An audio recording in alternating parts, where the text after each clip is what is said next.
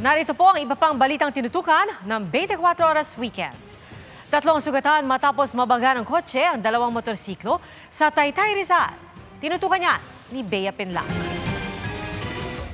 Tatlong nakasakay sa dalawang motorsiklo ang sugatan matapos banggain ng kasalubong na kotse sa Ortigas Avenue Extension sa Taytay, Rizal kagabi.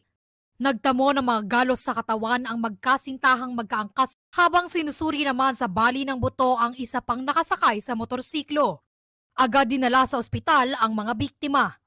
Galing Antipolo ang driver ng kotse nang makasalubong nito ang mga motorsiklo. May iniwasan daw po siyang motor sa linya niya.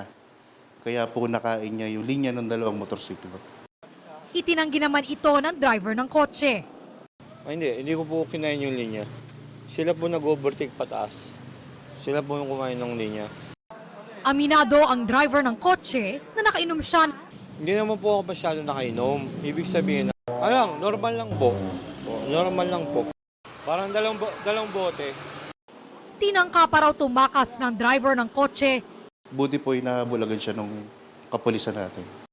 Sabi po niya, natakot daw po siya kasi baka kuyugin daw po siya ng mga Mahaharap siya sa reklamong reckless imprudence resulting in multiple physical injuries at damage to property.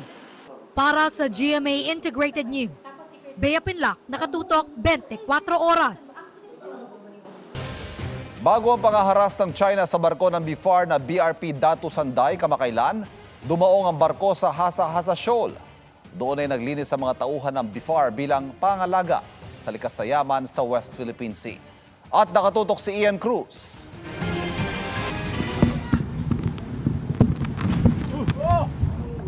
Bago pinagbabangga, lakas at tinira ng water cannon ng China Coast Guard sa Skoda o Sabina Shoal. Sa bandang Hasa-Hasa muna nag-angkla ang BRP Datu Sanday para hindi sumadsad sa mga bahura.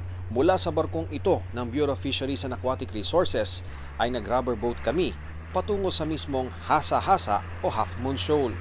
Agosto 2018 nang sumadsad dito ang BRP Gregorio del Pilar ng Philippine Navy bago naalis pagkalipas ng ilang araw. Ang kinaroroonan natin ngayon yung mistulang isla ng mga corals. Ito po ang Hasa-Hasa Shoal na matatagpuan sa tapat mismo ng Southern Palawan dito sa West Philippine Sea. Itong mga area na to ay nakasubmerge sa tubig kaya naman dito makikita natin unti-unti nagiging puti itong mga corals na yan. Ang gaganda po nila pero basag-basag na rin po ito. Ang ganda pong tingnan ng paligid na to pero ang nakakalungkot lang ito. Tinatangay ng mga alon marahil dito itong mga basura gaya ng mga plastic bottles. May mga styrofoam pa dito. Ito mga natural naman itong mga logs na to. May mga plastic din. Ang mga kasama naming tauhan ng BFAR, nagsagawa na rin ng coastal cleanup. Masagip man lang ang ganda ng paraisong tumatagos hanggang sa ilalim ng tubig. Naggagandahan ang mga bahura at koral. Natirahan ng makukulay na mga isda. Hindi ito pinalagpas ng mga kasama naming taga BFAR. Kita ang biyaya ng kalikasan sa silangang bahaging ito ng Kalayaan Island Group. Napasok sa 200 nautical miles na exclusive economic zone ng Pilipinas sa ilalim ng United Nations Convention on the Law of the Sea. Pero hanggang kailan mananatiling sanktuaryo ang mga tulad ng Hasa-Hasa Shoal kung sa bawat araw palapit na ng palapit sa ating bansa ang puwersa ng lalong naging agresibong China.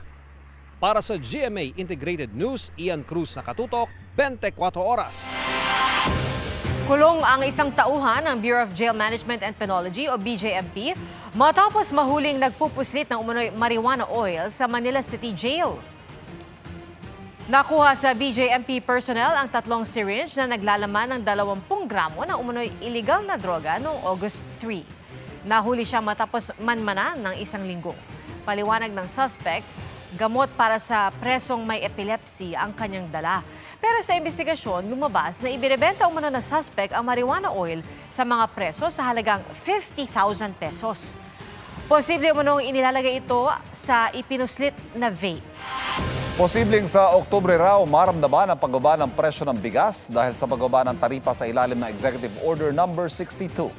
Sinabi yan ni Assistant Agriculture Secretary Arnel de Mesa sa kanyang panayam sa DZBB.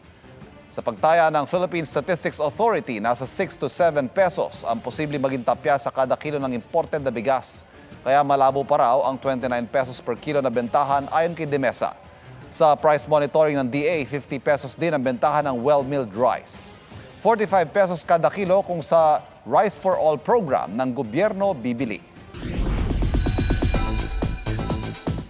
Kabilang ang legendary Japanese animator at filmmaker na si Miyazaki Hayao sa mga gagawaran ng Ramon Magsaysay Awards ngayong taon. Our fifth Ramon Magsaysay awardee is Japanese master filmmaker and creative genius Miyazaki Hayao. Ang parangal para sa founder ng Studio Ghibli dahil sa kanyang pagiging makatao para na rin sa commitment at devotion niya sa kanyang obra. Sa pamamagitan ng kanyang obra, mabilis na nauunawaan ng mga kabataan ang usapin tungkol sa iba't ibang issue. Kasama niya sa listahan ng awardees ang grupo ng mga doktor, educator at environmentalist mula sa Bhutan, Vietnam, Indonesia at Thailand. Ang Ramon Magsaysay Awards ang itinuturing na Nobel Prize ng Asia. Nanakawan ng passport at ipapanggamit sa London, United Kingdom si Miss Universe 2018 Catriona Gray. Sa kanyang IG story, sinabi ni Kat na papunta sana siya sa airport pero nagpark sila para bumili ng lunch. Pagbalik niya, tumambad ang basag na bintana ng sinasakyan nilang kotse. Mga kapuso, patuloy na tumutok sa mga balita. Mag-subscribe sa GMA Integrated News sa YouTube. Sa mga kapuso abroad, samahan niyo kami sa GMA Pinoy TV at www.gmanews.tv.